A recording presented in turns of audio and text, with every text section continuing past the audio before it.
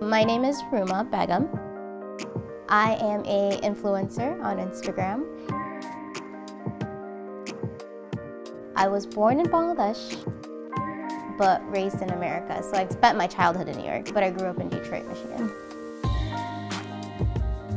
We lived in Detroit for about the first 6 months to a year, and then we moved to Hamtramck, like a small, eclectic town, very diverse city, and a lot of the Bangladeshi community lives in Hamtramck. My parents are very loving. I'm the first generation here, so we sometimes have cultural clashes, but they're very sweet people, very gentle people. I grew up with 2 brothers, and they affected me in a huge way because when they see my style and they see the way I walk, they think I have all sisters, or they're like, oh, she's like this prissy little girl. But then like I'll go and do things like go on ATV at the sand dunes, and they're like, wait, what? You know? But my brothers have a huge impact in my life, especially my older brother, because I used to admire the way he used to dress, and so take his like baggy Jordan Nike pants and like hook it up with like a t-shirt. And then I didn't wear hijab in middle school, so I would have like cornrows or like braids and stuff. Yeah.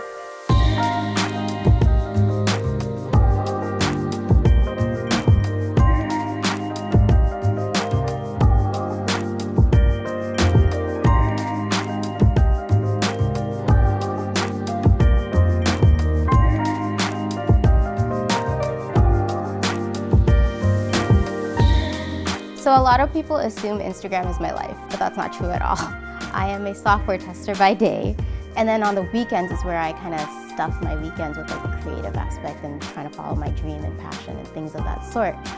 But I really would rather just stick to this, and once I feel comfortable enough, then that's all I'm gonna do, yeah. A lot of my personal beliefs, a lot of my cultural background, a lot of my upbringing has a huge impact on the way I dress. I consider myself moderate. I don't consider myself too conservative. I don't consider myself too liberal. When it comes to my upbringing, like, you know, I grew up in the hood, so I have a little swag to me, the edgy side to me.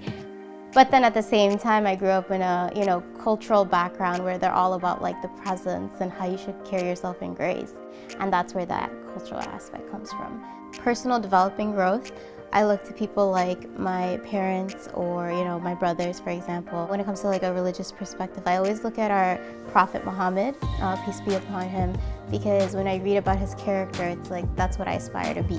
When it comes to the fashion world, Rihanna and Beyonce, they're like, you know, they're the it girls now, and they're very edgy, and they're very just all in your face, you know, and I love that about them.